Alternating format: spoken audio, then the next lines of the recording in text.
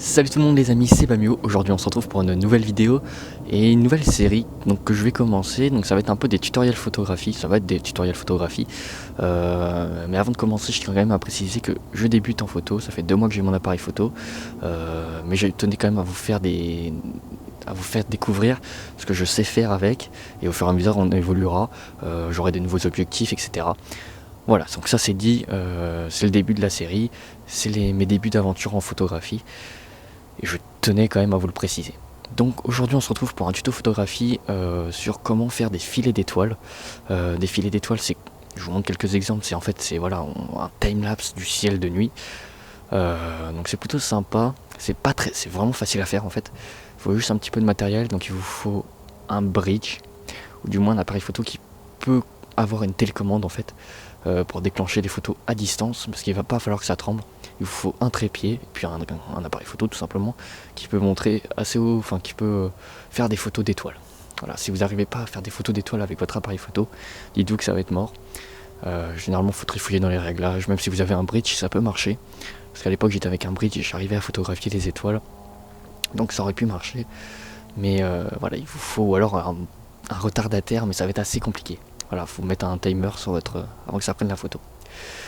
Je tiens à préciser, il fait moins 3 degrés. Je caille, je gèle en fait là. Mais bon, il y a un ciel dégagé et je sens que ça va pas se reproduire avant quelques semaines. Donc j'en profite pour le faire maintenant. Je tiens également à vous demander, vu que c'est le premier épisode, quel tutoriel vous aimeriez voir dans le futur. Là c'est les filets d'étoiles. Si vous voulez que je vous fasse des photos de la lune, etc., vous me dites ce que vous voulez voir comme tutoriel photo. Ça peut être des photos de jour, il n'y a pas de souci. Ça peut être tout type de photos. Vous me dites ce que vous voulez voir dans le futur, et j'essaierai pour le prochain épisode de faire ce que vous avez demandé. Il faut savoir que pour l'instant j'ai que le 18-55 de base du Canon. Mais je compte m'investir quand j'aurai un peu plus d'argent dans de nouveaux objectifs, notamment pour photographier la lune, les astres. J'adore les astres, si vous voulez. Oui, voilà, j'adore tout ce qui est dans l'espace. Enfin voilà, donc je me lance, on va pas faire patienter plus que ça. Donc à tout de suite. Oh bah tiens, c'est gelé. J'avais même pas fait attention. Ouais, regardez, c'est joli, hein. C'est mignon. Oh les amis, alors ça fait pas longtemps que je vous ai quitté, mais en fait il faut que je vous dise 2-3 choses. Pour faire ce genre de photo, il faut que vous soyez en focus manuel. Donc moi j'ai un petit bouton en fait sur le côté, voilà, AF, MF, donc je vais le mettre en MF, mais avant rester en autofocus, donc AF, sélectionnez une source lumineuse, en fait vous visez un lampadaire par exemple, et vous faites la mise au point avec le zoom maximum. Une fois que vous avez fait votre mise au point au zoom maximum, que c'est net, vous mettez tout de suite en manuel focus et ça gardera en fait en mémoire votre dernière mise au point, donc au plus loin. Bon alors je sais pas si vous verrez très bien, mais voilà, là j'ai visé donc la maison parce qu'elle a été éclairée par lampadaire, et ce lampadaire en fait donne assez de lumière pour pouvoir faire la mise au point sur la maison, donc ça m'arrange, j'ai pas besoin de bouger. Et donc voilà, donc la mise au point est faite, regardez je suis en MF, donc manuel focus, et maintenant j'ai plus qu'à pointer vers mon étoile. En l'occurrence je vais prendre l'étoile polaire. L'étoile polaire, si vous voulez, c'est l'étoile qui est sur l'axe le plus haut. En fait, la Terre tourne sur son axe en fait. Comment dire, si vous traciez une ligne du pôle sud au pôle nord sur la Terre et que vous la continuez jusqu'à l'étoile polaire, en fait c'est l'axe de rotation en fait, l'étoile polaire. Donc en gros on la voit toujours au même endroit, les autres étoiles tournent autour. J'ai tout préparé, je suis prêt à prendre ma série de photos.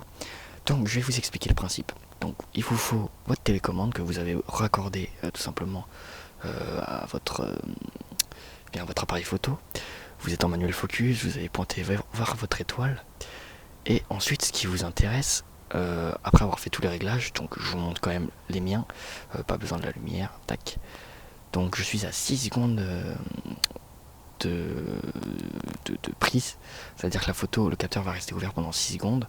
Je suis à 8 de F, à F8, voilà, donc ça c'est l'ouverture. Et je suis à 400 d'ISO, ça suffit largement pour ce que je vais faire, j'imagine. Sachez que le logiciel qu'on va utiliser après pour accumuler les photos a tendance à éclaircir légèrement votre photo. Donc voilà, moi je vous conseille, si vous voulez pas trop de bruit, de rester à 400-800. 800 j'ai fait hier, c'était pas mal. Mais après vous savez, j'ai Paris à côté, donc ça gêne énormément. Enfin voilà. Donc une fois que vous avez fait vos réglages, vous êtes parti, vous appuyez sur votre... Hop, je vous montre, j'ai un peu tout dans les mains, c'est pas facile, j'ai que deux mains. Voilà, donc ça prend en photo, vous voyez. Et une fois que ça va avoir pris en photo, je vous montre, tac, ça met busy. Et une fois que ça met busy, en fait, ça veut dire que ça travaille. C'est le problème de mon Canon, c'est qu'il a pas un processeur super puissant. Du coup, il prend un peu de temps à travailler l'image. Bon, là, vous voyez rien, mais sur l'écran de PC, je vous assure qu'on verra bien. Enfin voilà, donc une fois que vous faites ça, vous faites vos séries. Dès que vous avez pris une photo, vous enchaînez, vous enchaînez, vous enchaînez, vous enchaînez. Vous faites ça pendant une demi-heure, 40 minutes. Les amis, donc vous allez pour le traitement photo copier toutes vos photos depuis votre appareil photo jusqu'à votre PC. Donc dans des dossiers bien distincts en fonction du nombre de séquences que vous avez fait. Enfin de timelapse entre guillemets que vous avez fait du ciel. Si vous en avez fait deux comme j'ai fait, bah, vous faites deux dossiers. Et vous copiez en fait toutes les images que vous avez fait directement dans le dossier. Par exemple là, imaginons que tout ça soit une séquence. Il faut bien que vous regardiez. Parce que voilà, par exemple, cette image-là que je vous montre, c'est un essai, ça se voit la différence de couleur, etc. Donc vous regardez bien toutes les images que vous avez faites et vous les classez afin d'avoir tout simplement, voilà, moi j'ai fait deux essais comme ça. Je les ai déjà fait, mais parce qu'en fait je me suis trompé tout à l'heure, j'ai enregistré en qualité en 240p au lieu d'enregistrer en 1080. Du coup, bon, oui, ça faisait un petit fichier, je me disais bien c'est qu'il y avait un problème. 90 MO pour 20 minutes d'enregistrement, c'était pas énorme. Enfin bref, donc voilà, vous faites deux fichiers. Et dans ces fichiers, vous faites des timelapses. Voilà. Donc là, ça allait de la 642 à la 791. Donc voilà. Donc une fois que vous n'avez plus besoin de ça, une fois que vous avez fait ça, vous êtes bien. Donc vous allez avoir besoin d'un logiciel donc, que j'ai mis directement dans le dossier. Ça s'appelle StarMax. Vous aurez le lien dans la description de la vidéo. Donc c'est la 1.9. Ne cherchez pas une version supérieure. Il n'y en a pas encore qui sont sortis. Vous allez vous taper des gros virus en essayant de chercher une version supérieure. Donc là c'est la 1.9. C'est assez bizarre parce qu'il y a marqué 1.7, après il y a marqué 1.9 et 2.0, mais il me semble que c'est bien la 1.9 qui date de 2011. Donc une fois que vous êtes là-dedans, eh bien vous allez chercher tout simplement, vous faites File, New List, vous allez dans votre dossier où vous avez mis toutes vos photos, donc moi c'était EC1 comme je vous ai dit, vous faites OK, donc ça va tout télécharger, ensuite vous faites Close.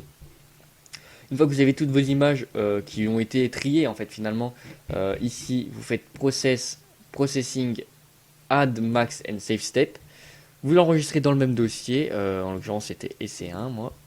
Vous faites filet d'étoiles, par exemple, hein, c'est un exemple, filet étoile 1. Et vous enregistrez en JPEG, ça vous fera des fichiers plutôt sympas, pas très lourds et d'assez bonne qualité. Je sais que je vais en faire râler plus d'un si je dis que c'est de la bonne qualité.